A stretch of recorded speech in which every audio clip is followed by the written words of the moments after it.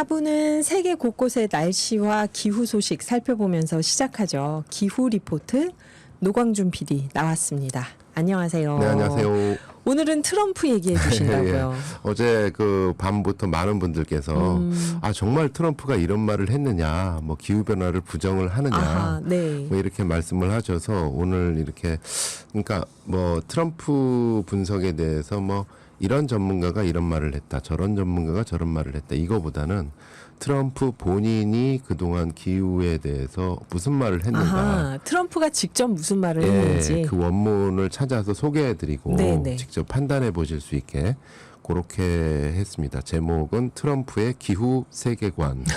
정말 궁금합니다. 네. 첫 번째로 트럼프의 기후 인식은요. 일단은 뭐 부정한다 뭐 한다를 떠나서 기후 변화를 별로 대수롭지 않게 보는 것 같다. 실제보다 그냥 대수롭지 않은데 실제보다 과장됐네. 과장한다. 뭐 이렇게 인식을 하는 것 같아요. 네. 그러니까 이분의 기후 인식에 대한 발언이 의외로 별로 없어요. 직접적으로 기후 변화에 대해서 어떻다라는 걸. 왜냐하면 그렇구나. 미국 대선에서의 주요 이슈가 네. 우크라이나 전쟁 언제 언제 끝날 끝나냐. 거냐, 이스라엘 어떻게 할 거냐, 네, 네. 이게 주 이슈가 경제 어떻게 할 거냐, 네. 이거였기 때문에 기후는 살짝 밀려 있고 본인이 일부러 자기한테 유리한 의제다라고 판단하지 않아서 그런지 꺼내진 않았는데 지난 8월 12일에 자신의 지지자이자 또 기후변화 산업의 수혜자이기도 한 일론 머스크하고 온라인 대담을 가졌었거든요. 아, 일론 머스크가 진짜 표 많이 모아줬죠, 정말. 예, 그 최대 수혜자죠. 네. 지금 일론 머스크는 어쨌든 기후 산업을 하고 있는 사람이기 그렇죠. 때문에 이 기후 변화 얘기를 자꾸 끌어내려고 하는데 트럼프는 자꾸 피했어요, 이날. 사실은 네. 이 기후 변화에 대해서 잘 언급을 안 하려고 하다가 이런 식의 얘기를 합니다. 해수면 상승에 대해서 해안가 부동산이 더 많아지겠죠. 이런 식의 말을 했어요. 그러니까 별로 잘 모르는 것 같아요. 기본적으로 잘 모르고 별로 관심이 없어요. 화석 연료에 대해서는 아마도 수백 년은 더 매장돼 있을걸? 아무도 정확히 몰라요. 알래스카 북극 자연의 석유 시추 개방하느냐 안 하는 거에 대해서 당연히 개방해야지. 안 하는 게 부끄러운 거지. 네. 내가 이해할 수 없는 건 사람들이 기후변화에 대해 얘기를 하면서도 핵무기 사용에 대해서는 전혀 이야기하지 않는다는 거예요. 요거는 유권자들한테 좀 통했을 것 같아요. 네. 그러니까 이렇게 별로 중요해 보이지 않는데 너무 이렇게 과장해보고 실제 중요한 거는 잘 안 하고 있는 거 아니냐. 그렇죠. 자기 자신의 의제를 프레임을 딱 해버린 거예요. 그랬구나. 또 미국 분들은 아무래도 전쟁이나 핵무기가 더 피부에 와닿는 주제긴 했을 것 같아요, 이번에. 예. 자, 두 번째 기후 인식, 두 번째를 알 수 있는 건 이제 직접 그의 공약집을 한번 살펴봤습니다. 어젠다 47이라는 공약집인데요. 47이요. 예, 이렇게 하면은 트럼프가 47개 공약을 냈구나 네, 라고 그런 생각하실 느낌이 수 와요. 있는데 저는 그렇게 이해했어요. 그게 아니라 어젠다에서 47이라는 거는 내가 47대 미국 대통령이 되면 이렇게 할 거예요. 대단하다. 정말 자신만만했군요. 그걸 작년에 찍어서 공개했습니다. 아하. 작년에 성조기를 뒤에 쫙 깔고 네. 마치 백악관에서 연설하는 것처럼 한번 해봤으니까. 작년에 47, 그 어젠다 47을 공개를 했어요. 예. 그 중에서 에너지 관련 공약이 나오는데 여기서 기후인식이 명확합니다. 우선 보이는 라디오에 트럼프의 공약집 어젠다 47 영상을 띄워놓고 네. 말씀을 드릴게요. 보이는 라디오로 화면이 나갑니다. 아유, 열변을 토하시네요. 많은 분들이 파리 협정에 대해서 어떻게 할 거냐 하는데 트럼프는 이렇게 규정합니다. 파리 협정은 중국 편향적인 불공평한 협정이기 때문에 나는 탈퇴하겠다. 이렇게 얘기했어요. 조 바이든은 취임 첫날 중국 편향적이고 불공평한 파리 기후협정에 재가입했습니다.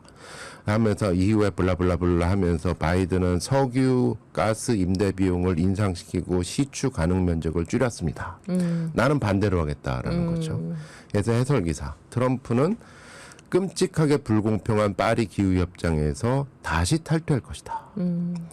그리고 러시아와 사우디아라비아를 포함한 세계 어느 나라보다 풍부한 미국의 에너지 자원 개발을 중단시키려는 급진 좌파의 모든 그린 뉴딜 정책에 반대할 것이다.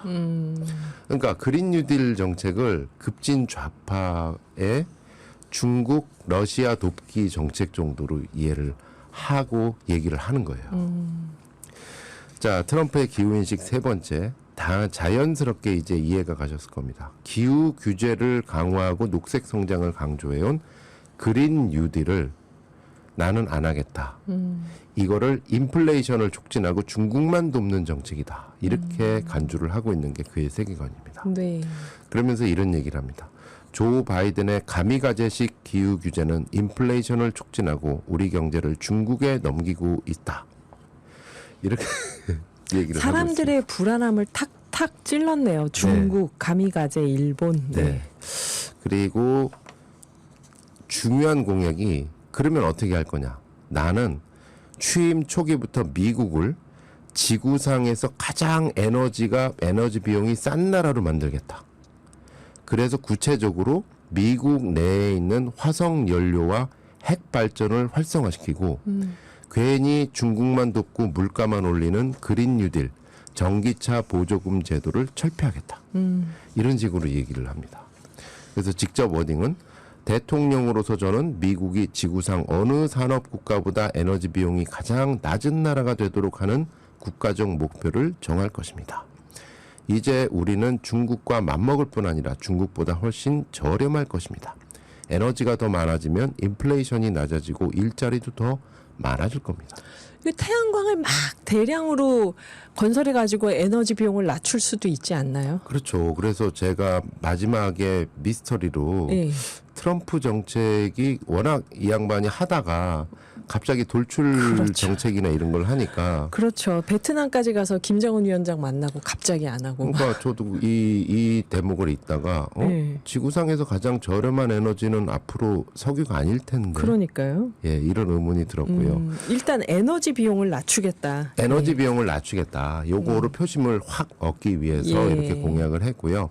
구체적으로는 트럼프 본인은 화석 연료의 채굴을 활성화시키겠다. 석유, 천연가스. 예, 그래서 미국의 알래스카에 석유 채굴을 하는 거 다 허가해주고 천연가스 생산 다 이렇게 활성화시켜주겠다.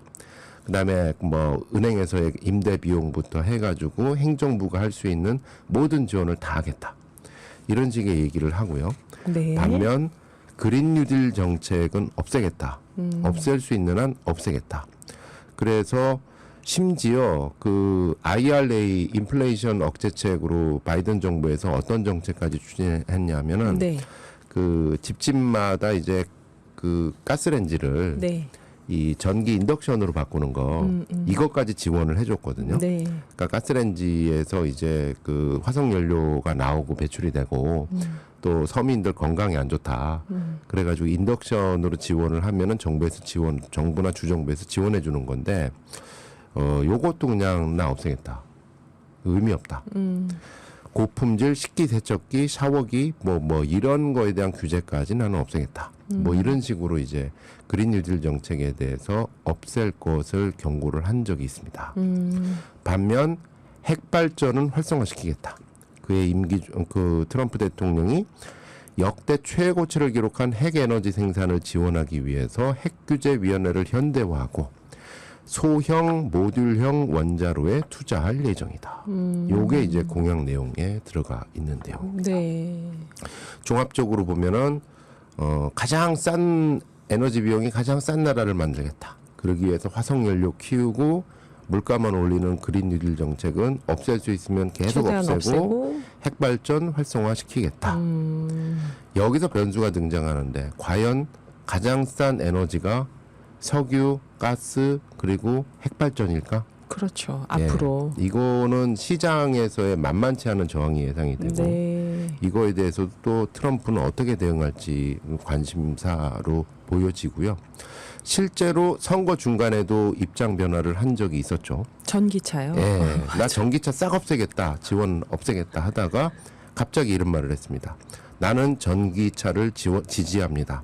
일론 머스크가 저를 강력하게 지지했기 때문입니다. 네.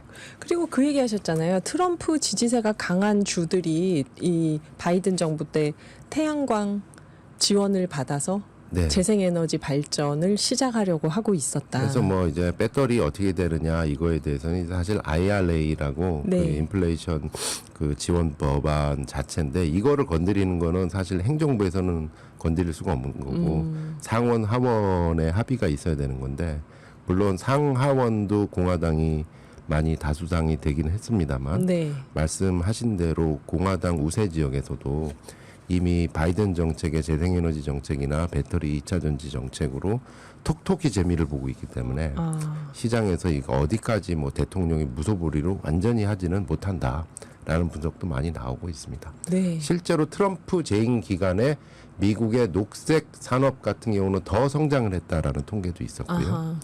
그래서 그거는 지켜볼 텐데 어쨌든 다음 주부터 COP 이제 세계 유엔 기후 정상 회의거든요. 네. 완전히 찬물을 끼얹고 이제 시작을 하는 하게 것이죠. 되는 것이죠. 네. 오늘 노래는 어떤 걸까요?